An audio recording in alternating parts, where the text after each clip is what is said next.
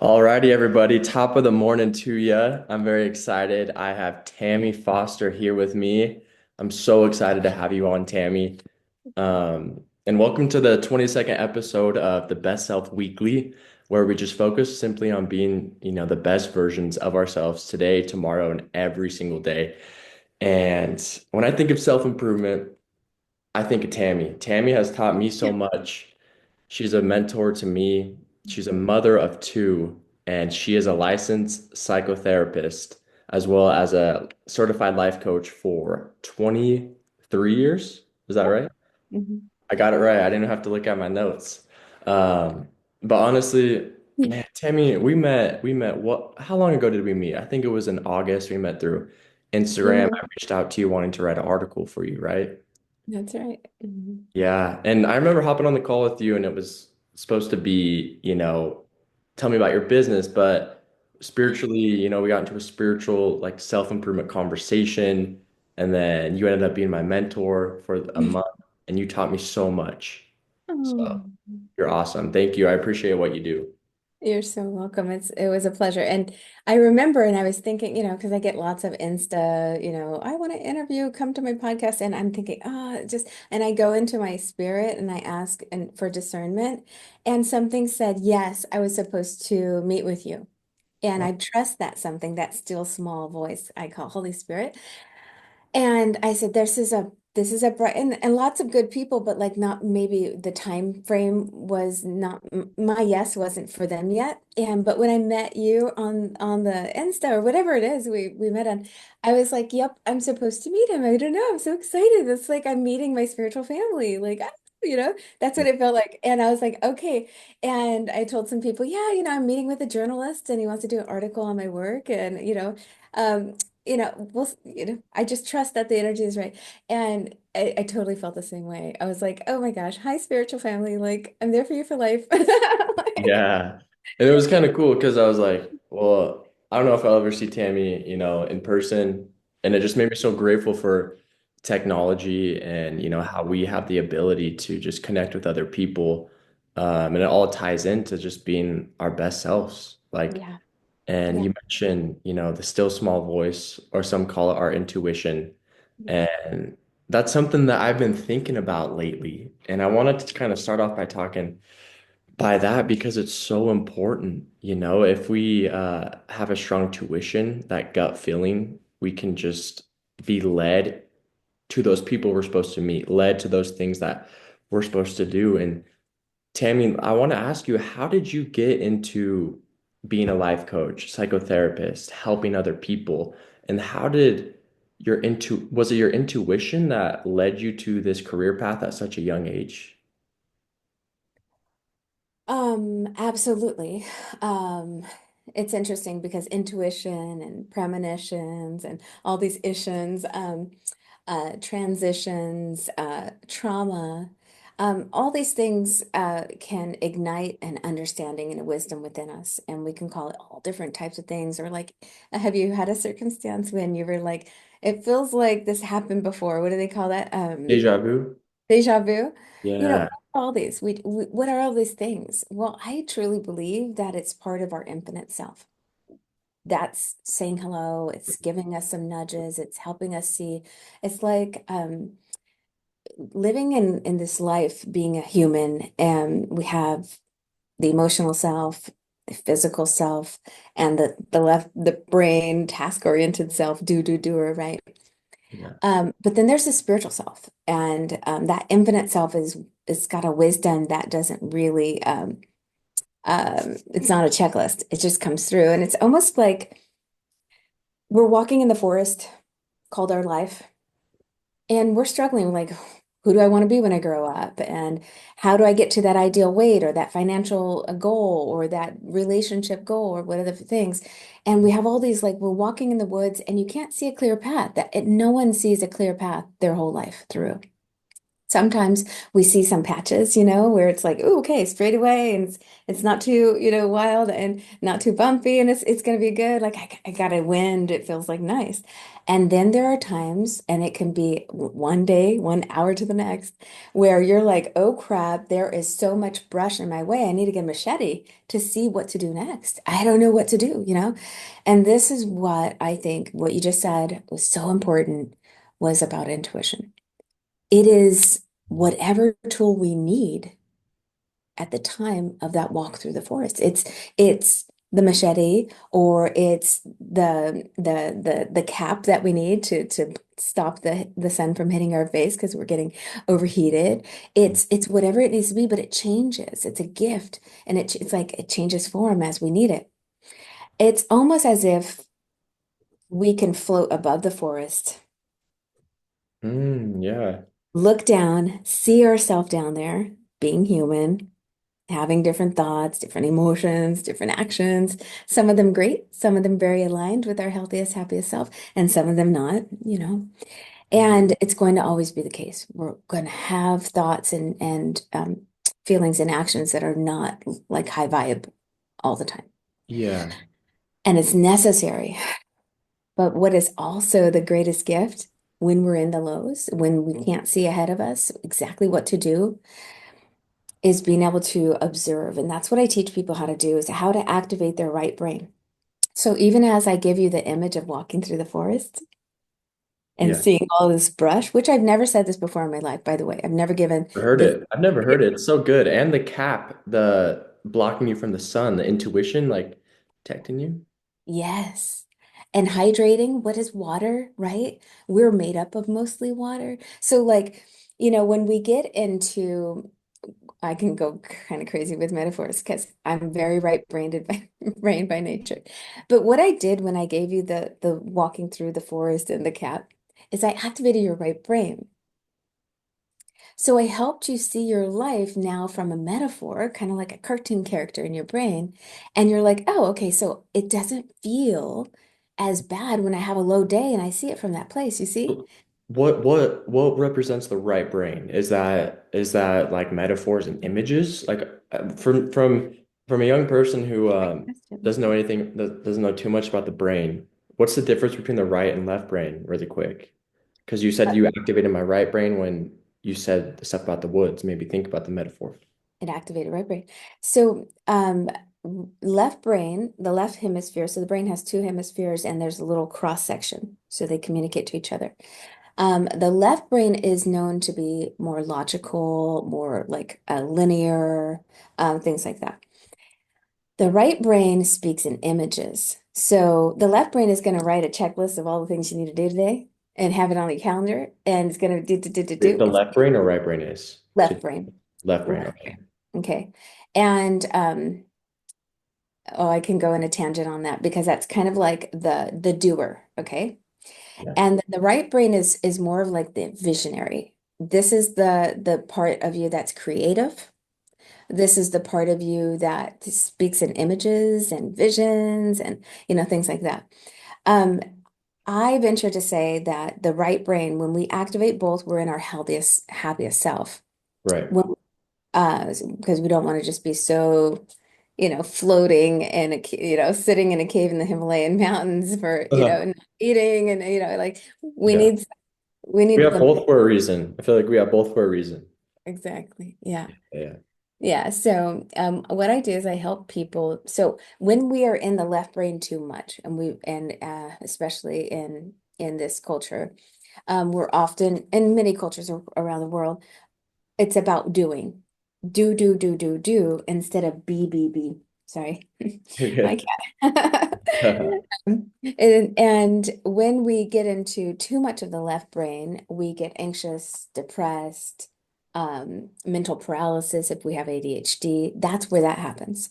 We got Interesting. too, yeah. So really helpful to learn how to get into our right brain because when we do that, we give ourselves a break and those symptoms go down, anxiety, depression, mental paralysis.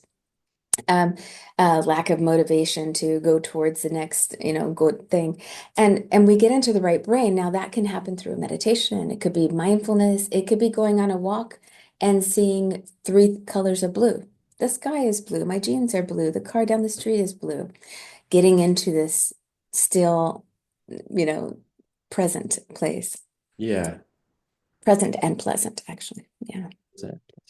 That's interesting. I just kind of looked it up really quick. I definitely want to learn more about the brain and the left and right and how if one person's more prone to maybe seeing images, how they can also use the other side of their brain, to be that best version of themselves. But it's just so interesting, Tammy, because while you were talking, I wrote this down. I said, and I've never said this either. I said, clarity plus intuition equals best self. And I kind of wanted to explain myself what I meant by that because Right. Mm. you made the like the metaphor comparison to having a machete. And if you're walking through the woods and there's like branches and bushes, that machete is going to be used to, cutting everything down. But at some points when you're walking through the woods, I'm sure it'll be clear for a couple hundred feet, maybe, or 20 feet, or maybe a mile. Like, depends how big the freaking woods are. But what I was thinking was that those two go together because if we have clarity in our life of who we want to be and where we want to go, Mhm. that that could make the difference of if you're walking through the woods, you're on a path that happens to have no bushes or no trees versus maybe you walk on the other side of the woods and it's like nothing but branches and trees and you use your machete the whole time. But like the way I see it is this is, that clarity is just helping you because you know exactly what you want and where you want to go. And then that intuition is there to guide you just to make sure you stay on that path even more. So a very unique thought was like clarity plus intuition equals your best self. But going off of that, Tammy, like because I know some people who have a So great can you intuition. stop right there? And Yeah. that is really important. So when that clarity of the end in mind, that's what you're talking about. Yeah. And you're right. So it's almost like if you were on a map, you were saying, okay, the clarity is I'm right here, that big star. Mhm. Um, and this is where I want to be. Yeah.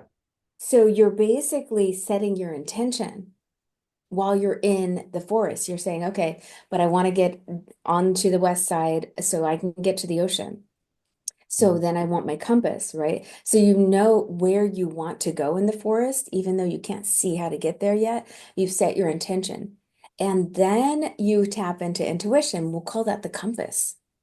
Mm. Yeah, that's exactly the right thing to do because if you say to your higher power, God, angels, your highest self, whatever, people believe, if you say to yourself, this is my intention, I want to be physically fit, I want to have a very compatible relationship with my partner, I want to, have financial wealth, and this is what it looks like, and you set that clarity to your future self. Yeah.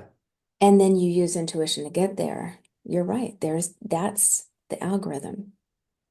This That's is something that's very interesting because um I I don't know even if I've told you that much, but I'm an ultra marathon runner, and that just means you run marathons anything above 26.2 miles.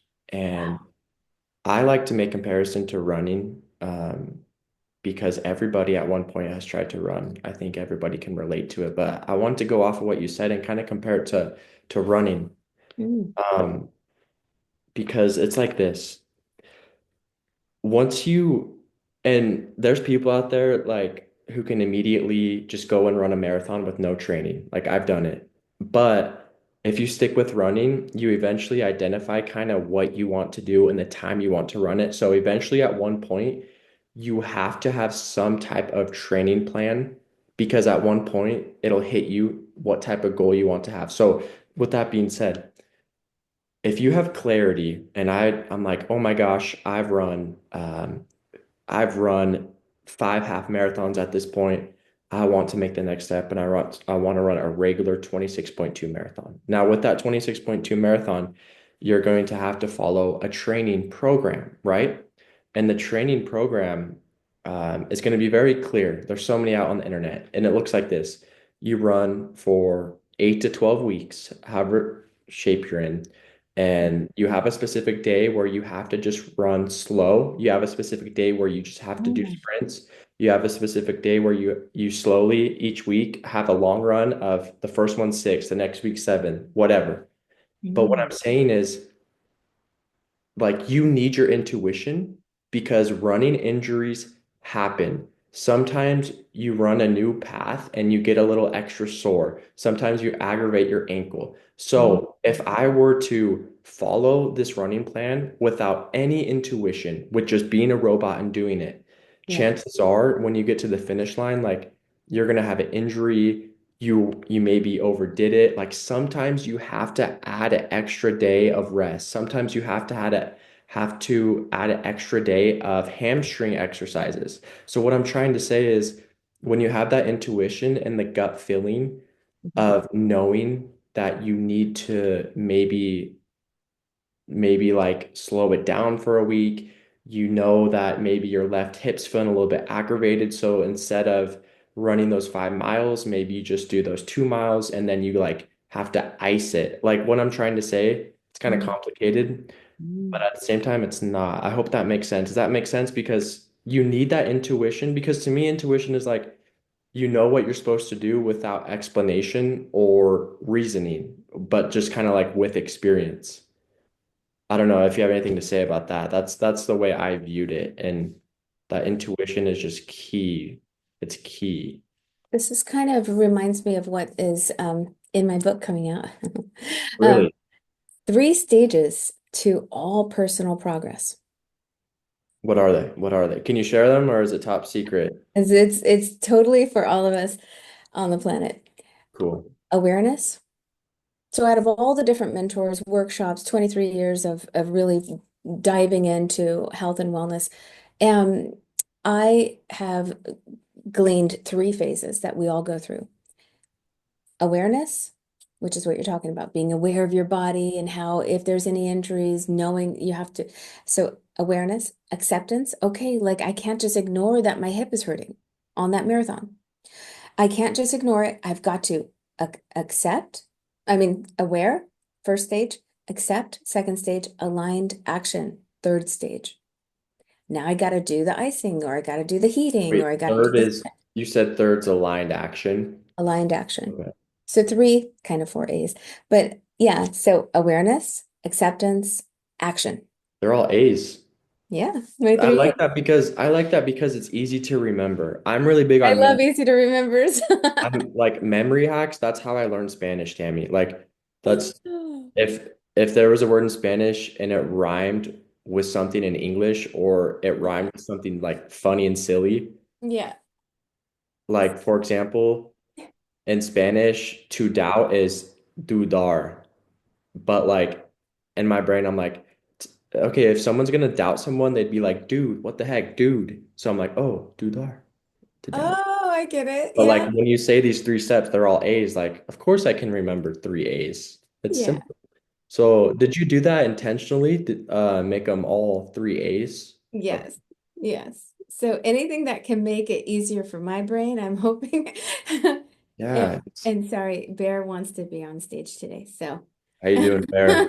Pleasure to see you. Just kidding. That's awesome. okay, let's see if I can get him to go play somewhere else. Okay. Um, anyway, good stuff as always. But do you know what's interesting? I want to talk about those 3 things you said: awareness, acceptance, aligned action. I totally agree with that. So something I've been doing as part of my routine, Tammy, I have 6 self-help books that I love. I love them. What I'm Hmm. doing right now is I'm going through my old notes, I'm rereading them, and I've been doing that for a while. But then this morning I was like, "Ah, I want to read something new. I want to keep going back to those, but like I want to read something new." And I'm and as Can I I'm ask what they are? I'm really curious. yeah, yeah, yeah. Um So this one is Arnold Schwarzenegger, Be Useful. My wife just said it's a great one. So she has like a freaking library in her room. She loves to read. And the Uh-huh. other ones are David Goggins Never Finished, David Goggins Can't Hurt Me, Oh. um, Atomic Habits, Hmm. Slight Edge, The Greatness Mindset, and I guess The Magic of Thinking Big. And then also I love the Ed Milet, The Power of One More. But what I was gonna say is, you like that one? Well, I let me. know a few of those. I was wondering what, yeah, I'll ask you I more can later I can send you a photo of all of on them if you Slight want. Edge. Yeah. But what's interesting as I've been now, these are like maybe some of them. There's so many books out there, but they all kind of say the same thing, like tweaked. But they all start off so similar, so similar. And this book right here, it's like the Arnold Schwarzenegger book talks about clarity. First thing is clarity, and then the magic of thinking big, starting off with defining what success like is for you. And what we're saying is just it's not rocket science. There's a reason why Right. it's similar in all the self-help books. Like being aware is very similar to clarity, being aware of what you want.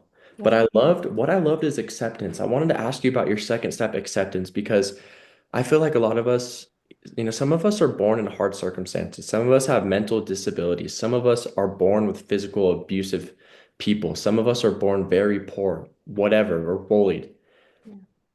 And I feel like an important step is accepting um, just some of the stuff you've been through. Like if you have a learning disability, accept it. Like yes, you can heal from it. You can become better. You really can. With God's power, you can do anything you want. But you probably have that for a reason. And my opinion is you accepting it is a crucial step. Accept it. Like accept that maybe if you can't focus, accept you can't focus. But part of accepting it to me is accepting that you can use it for good.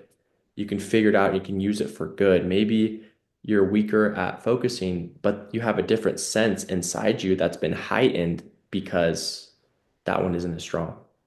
That's a big, big, big key point. Good job. I totally agree. You agree?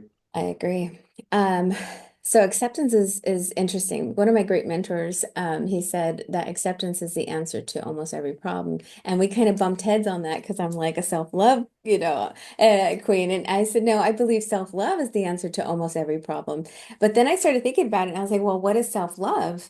Self-love is awareness, acceptance, and aligned to action. That's what it is. And then I teach people how to actually do the get into do deep level assessment tools and really start to see things in their childhood and in their life story, that subconscious stuff that is maybe still running in music in the background of their lives, showing up in their relationship, showing up in their identity or their confidence, and or lack of, or but what when you say the word acceptance, it made me think of first time I heard Mel Robbins, and she said a quote, it was probably someone else's quote, but she said, "We are not defined by our trauma.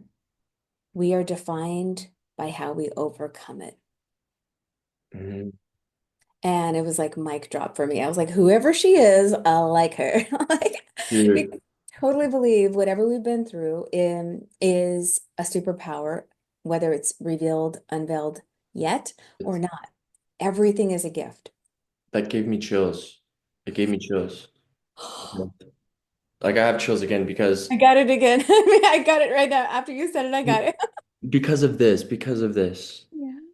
I Okay. think accepting I know accepting is so important, but part of accepting to me is the word overcome. And what I mean by that is Right. I'm just going to use we talked about ADHD.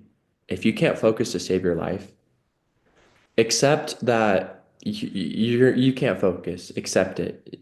But how are you going to overcome that? But you can dive deeper and deeper with more experience. So like, how can I overcome this on a daily basis? And whatever success is to you, Mhm. I feel like you just need to know how to overcome it. because if you do that, it just makes you so aware, which ties into the first step, which allows you to align the action, which is the third step. So when you said the word overcome, I got chills because that is something that I ask myself when I set goals for all the key areas of my life is, okay, you want that, and these are your struggles, but how are you going to overcome them? Like, what are you going to do? How can you overcome this? Like, one of my weaknesses is disorganization. Mhm. The best self of me is someone who's very organized with my schedule and my physical office and house. So what my weakness is disorganization. How can I overcome that though? What's the opposite of that? Ooh, organization. Okay, what am I not organizing and why? That's awareness, And accepting. then the aligned action would be like, well, what do I need to keep organized? Oh, the fridge. Okay, when can I do that on a weekly basis? Because daily it doesn't make sense. Weekly, oh, I can clean out my fridge once a week. How can I make that habit the most attractive thing, the most easiest thing? Oh, well, Sundays I meal prep for myself. So while I go buy groceries on Sunday, why not just swap them out? When you said that, I'm like, oh my gosh, like that is so, amazing. The three A's. And I love that you're bringing that into a real life example. Um, and ADHD, that's something that I have. And interesting enough, highest female speaker in the world, Mel Robbins, Has also it? has ADHD. Yeah. And to me, I don't believe that attention deficit as a psychotherapist is an actual deficit. Okay. I believe that it's actually a superpower. It's a right brain active. We have eight balls in the air instead of a typical three. And so it looks a little messy to, to the linear left brain person, but we are more right brain active. We are neurodivergent. Mel Robbins didn't know until she was 47 years old, I believe 47, That she had uh, it? that she had ADHD, and she was bringing in her son and to the family doctor, and doctor's like, "Well, you have it too," and she's like, "What?" And then she's like, "Well, I didn't even think he had it because when he's in video games, he's focusing." Well, a lot of people don't, they're not educated about ADHD or ADD, which is an attentive type, and they don't know that we can hyper focus. We can hyperflow. We're brilliant, actually. When we love something, like I love therapy, I love counseling and coaching and motivational speaking, and I can dive into it. And for fun, I do research and I glean from many mentors around the world for fun. Like that's my fun. But I can hyperflow, I can focus in a way that a lot of people can't. I can literally, like, it's hard for me to take a pee break because I'm so excited about the next article I'm reading to help me understand the bigger ways of applying this to a new method that I can help, humanity with. Yeah. I just think it's really it should be called something else, like right brain superpower person. And yeah, so what, we're not as good at those other things. There are ways of doing more left brain behavior modifications and stuff like that. But yeah, so it's really interesting what you're saying. So accepting, a big part of that is it's not necessarily approving, right? So if I had childhood trauma and someone abused or abandoned me, the we're not accepting the behavior as right. We're not accepting violence as right. We are accepting that this is what happened. This was what happened. Hmm. We're basically not trying to repress it, and we're not trying to change it and make it into something. Why didn't I have a different life? Why did that challenge happen? Mel Robbins, for example, she was addicted to alcohol, and I don't know if she is now or what her journey is that, but she claims that that was a big part of her recovery, was accepting that this was not useful for her anymore. And so, anyway, when we do that, when we see things as just as they are without judgment, okay, because we're all got things to room to grow. But then, and it's not necessarily approving, we're not co-signing that this is the best self. I Hmm. love that you used that term. The next best self is like you said, it's attaching to your intuition. It's unraveling for you. It's like seeing that fridge and building momentum. Like I like the book Atomic Habits because it talks about how to stack your habits with Yeah. already existing habits that are all, so if I want to, for example, um, I want to pray every morning. Okay. So many years ago, I decided I want to make sure to do that on a regular basis, not just at night, but in the morning. I Hmm. want to set my mind. So I like to do a visualization in the first few minutes of my waking. And the way I do that is before my feet touch the ground, which is a habit that I've had my whole life, that my feet would touch the ground once I woke up, stretched a little bit, and I would go and do my self-care stuff. Well, instead, now I do 60 seconds or so of visualization before a habit that is already, pulling me in to get up out of the bed and do my self-care stuff. So I attach it right before the energy of the next thing is pulling me anyway. Yeah, it's kind of like the saying, kill two birds with one stone, whatever that saying is, you Or know? feed two birds with one piece of bread. I'm very animal There you sensitive. go. Yeah, I like that. It's a little better. Um, yeah, feed two birds with one piece of bread. Feed fish with one piece of bread. I don't know. You can do a lot, but I don't know. My mind went to like when you're at. Have you ever been to the lake and like the fish with the big mouth are always like coming out of the water when you throw like bread? That Yeah. came to my mind. So I don't know. Maybe I'll use that instead. How But funny. uh, I wanted to go off what you said because I don't know. I'm really drawn to acceptance. I think they're all equally important, but I think acceptance is in the middle for a reason. And Mm. I love Glue. the story of, I don't know if you're familiar with it, but with David Goggins. Mm-mm. Okay, so long story short, his father, very abusive verbally, physically, like really messed up things. Like you can't really do anything more things messed up than what his father did. And obviously, he had a lot. David Goggins had a lot of trauma.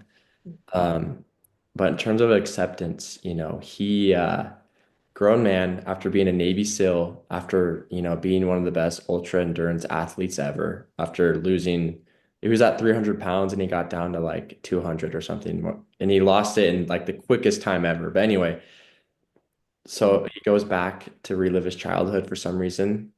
Um, and he was like, why the heck did I do that? And then he had this big realization, that his father's father would beat him, would like tie his father up and beat him. And it was crazy.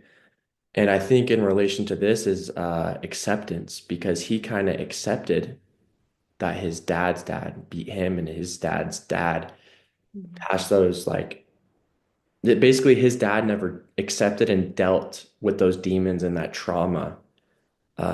And obviously there's no excuse for what he did to David Goggins, but like acceptance is so important because It's different than approval. Right. That's exactly right. Exactly right, Hunter. and It's yeah, different. It's not approving, but it's seeing things with empathy and with context. with empathy and from a different perspective, with a Yeah. different perspective with empathy. I like that. I think that's so true. The And bird perspective is so important because it's also the answer to acceptance. Let me show you this. All pain, every time we feel emotional pain, it's because of perspective we're choosing. That's painful. mm, Every time. Every time. And sometimes it makes sense to be in pain for that. I stubbed my toe and, it could be a physical thing. But when we feel emotional pain, it's from perspective. When we feel peace, it's from what? perspective. Pleasure. Pleasure. Pleasure, it's from perspective. Peace from perspective. Pain from perspective. Anger, it's all from perspective. It is how we're choosing to see the scenario. Hmm. Yeah. Yeah, that's acceptance. So when I'm working with couples or families that are in discord, but let's say couples, for example, I'll ask couple A, partner A, can you see your partner as like 5 years old right now? And you know a little bit about their childhood. You know what it was like to be a Mhm. child of 7 and whatever and 5, let's say, and she was the eldest. and she had to do all the things, and she didn't get to be a kid very long. She had to grow up really fast because her good, hardworking parents were trying to feed the family and didn't come home till late. And Mhm. so she didn't get to be a kid. So what you're doing right now is, can you see any correlation to why she's not getting able to do date night or playtime or have a girl dinner, and it feels like so detrimental to her because she's still in child deprivation. Mm, yeah. You Yeah. see, until she heals that. It's going to feel like I still need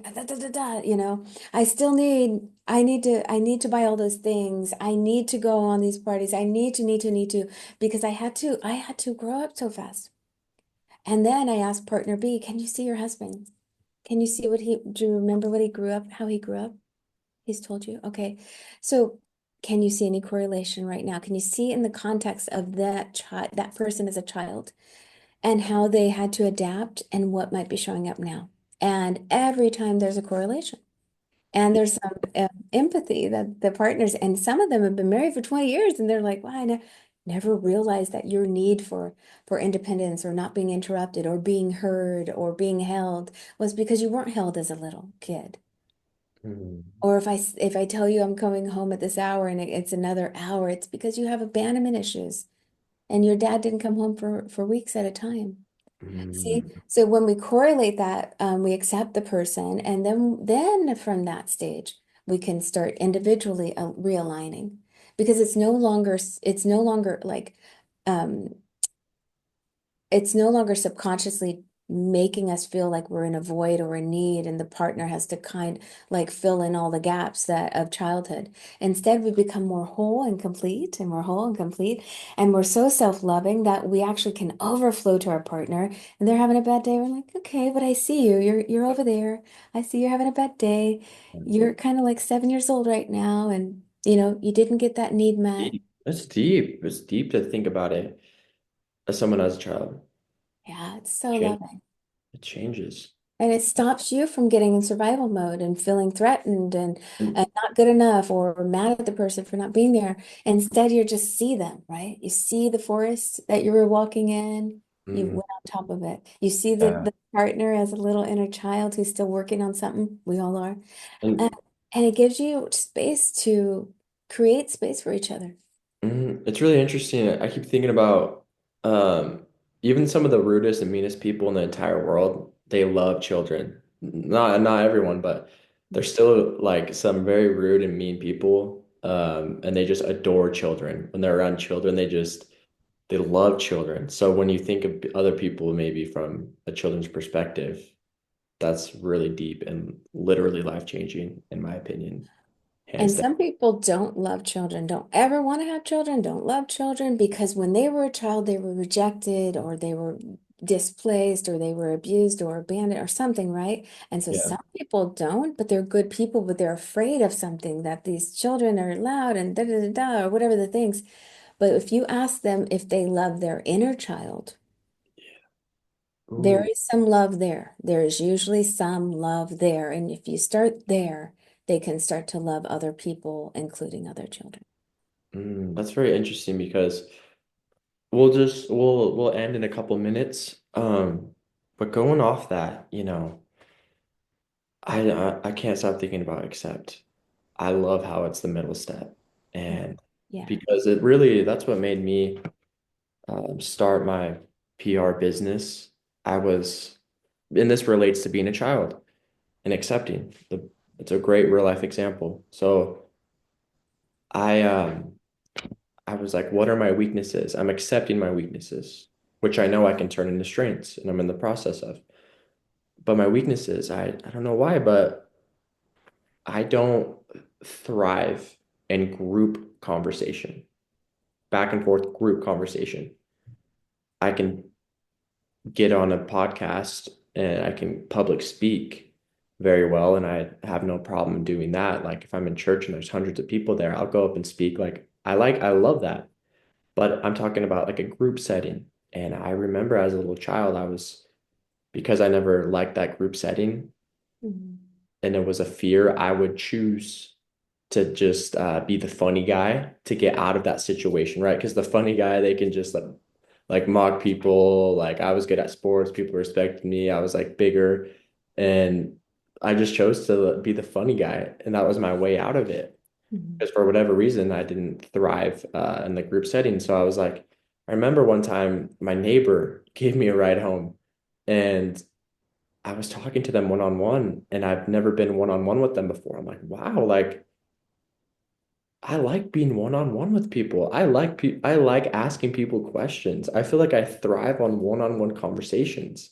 Now I need to accept that, hey, Hunter, right now you're not the best. Like you're not the best at group socialization for some reason. But you need to figure out how you can use your strength for good. Now, what does that mean? How can you thrive on one-on-one situations?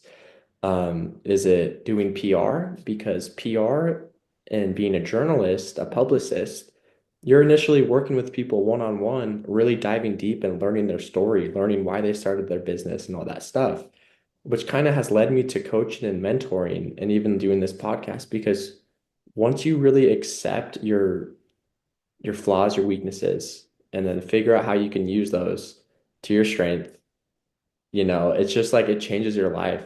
So that acceptance is just so important, is the whole reason why, like, me and you are probably talking right now, you know? Wow.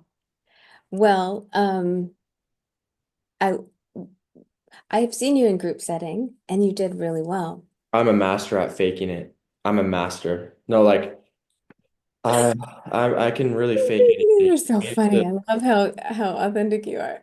no, I can fake anything. I used to sneak on like college football teams sideline and pretend I was like a player or a coach. Just walk like I don't know. I'm just unfortunately I'm kind of like really good at just bull crapping and faking. But I That's so remember you saw funny. me in a group setting on our group call of going over like sales tips or something. So I want to upgrade the word faking to embodying. Mm, embodying. That's better, more professional. It is, right? So we can embody different versions of ourselves. Yeah. I walked into some interesting situations and I just embodied whatever that character would like. It's your movie. You're the star in your show and you go play. You go play. This thing is called life. It's stage. It's have fun. It's make impact. It's help the world, right? But absolutely embody any experience you want. It's just like no one tells you what to wear today. So, hey, if you want an accent today, you have an accent today. You Yeah, seriously. want, like, just yeah, it's about embodying. It's about playing with our energy. And it's not that you're not authentic, because what is authenticity? It's whatever we discover in ourselves that we want to celebrate and show up as. Mm, yeah. It's gonna change. I hope so. This is fun. We're supposed to change. Yeah. Said when I was 19, I was big on poetry and songwriting and stuff. And I remember writing this sentence that kind of came through to me. And it was like, as soon as I get to know myself completely, I change again. That's funny. That's so true. It's so true. You, So I'm never going to say I absolutely for the rest of my life believe this thing because I'm probably gonna change my mind. yeah. No, yeah. I think I'm change is probably, good. It's what makes life exciting. You know, yeah, yeah, it's all about mastering one thing and then on to the next. yeah. Because it's all about accepting. Maybe you do something for months or years and then you get really good at it and you start to do an audit of your life and you think of what were my strengths, what were my weaknesses? Oh, I'm also good at that though. And then it's like on to the next one, you know? But I love that. But takeaways from this, there's a lot of them, but Same. the acceptance is so important to being the best version of yourself. And everyone should view it as something very exciting, not negative. And I believe ways we can see things from a different perspective are journaling, just literally getting a pencil, pen, and a journal and asking yourself courageous questions, simple questions. Who do I want to be? Why? then how was my childhood? How does my bringing up affect the person I am today? And then just go from there. You don't have to complicate it. Are there any like invitations or anything you want to end with, Tammy, for anyone listening who wants to take the next step of being the best versions of themselves? Um, Or just and anything you want to say to close it? um, of course, I'm a coach. I'm always accepting new clients and hope to do retreats with you someday That'd be and cool. your beautiful wife. Um, but one of the takeaways, the last thing I just want to offer some one extra value is we're at the end of the year right now, and one of the techniques I think is really, really helpful, and I'm creating this kind of document for right now for my clients to process the year that we went through. And I want you to, do you want to see it? I can actually show you, but or next time. Or I'll Maybe. just explain it. I'll just explain it Yeah. since we're at the close. Um, right? Yes. Yeah, yeah, yeah. Okay. So basically what you do is you look at January. You can scroll through your phone and look at all the pictures or your emails or just memory jog. Look at January of 2024. Look at February. Look at, all the months. And on the left side of the page, you write down the challenges. That you went through? January, February, yeah, the major ones, just maybe a handful, pay or less. Maybe February, you can't see anything remarkable. And then on the right side, you write down the changes. Hmm. The changes, just a few letters difference and a huge thing, right? The changes What that took place or that you need to make. the changes that took place from those challenges. Okay, okay. Let's say you had a really bad argument in February with your brother. And on the right side, you put the change. I created a healthier boundary. I learned how to communicate well. We started therapy together. You talk about, so what you're doing is you're no longer seeing that. So, and then on the right side, I have people also add the high points, right? So we want the low points, the high points, and then anything that was on the low points is actually just a gift under the Christmas tree, waiting to be unwrapped. Yeah. Everything is a gift. So in the end, you might have had, let's say, 10 challenges, major challenges in 2024. And then you had put maybe all the wins, let's say there was 10 there. But those 10 end up going to the right side. Now you have 20 on the right side because when you actually take a look at each of those challenges, they created a positive change. If you've, or they have the opportunity to, if you have unwrapped it, then you have gifts from it. And sometimes more than one gift. Maybe you became a better communicator. Maybe you started your own business because you were tired of working at that W-2 job that didn't like, support your calling. So every challenge is an opportunity to grow, is a gift, is it an opportunity to change in a way uh to be an asset for us. So in the end, your right side is so amazing. Yeah. It And that really comes to acceptance, right? That's about acceptance. It's awareness, acceptance, aligned action. Because on that right side, you're going to see that some of the challenges you didn't unwrap the gifts yet. You're like, well, the challenge was I had that weight gain. Oh, on the right side, the change is maybe I started drinking my lemon water in the morning. Okay, maybe Mhm. there's 5 more gifts for that weight gain still not unwrapped, right? Yeah. Oh, maybe the change for 2025 is going to be I get a physical trainer again. That worked in the Mhm. past. Maybe I get the MyFitnessPal or whatever, a thing to track my food. And so then we start looking at all the ways we started changing, and then you do it next year, and you'll see. Oh my, so many things, right? Yeah. All your wins. Oh Yeah. yeah, yeah. I love that so much. I love that so much. That's very powerful. It's funny you say that, because I was at the doctor's yesterday, and some doctors you can wait hours. You can wait an hour in the waiting room, and they didn't have any service, um, like none at all, and my phone just like wasn't working in there. And I actually went in my camera roll and just like deleted a bunch of old videos, like like workout content I never posted, I don't need. And it's kind of funny you say that because when you know. when you go through old text messages, old photos, old emails, Mhm. you definitely feel a lot of feelings sometimes. Like, oh, that's so weird. Like, I look a little skinnier there. Why was I so skinny? Oh, like, oh, actually, I got some more muscle. It's not all physical stuff, but it's like you might see a photo of your brother or whatever, and you're like, oh, man, I can't believe I haven't talked to him in a couple months. Why don't I talk to him? I Right. should send him a text. Like, I love that. That's a great exercise. I definitely want to do, especially with the new year coming up, you know? Mhm.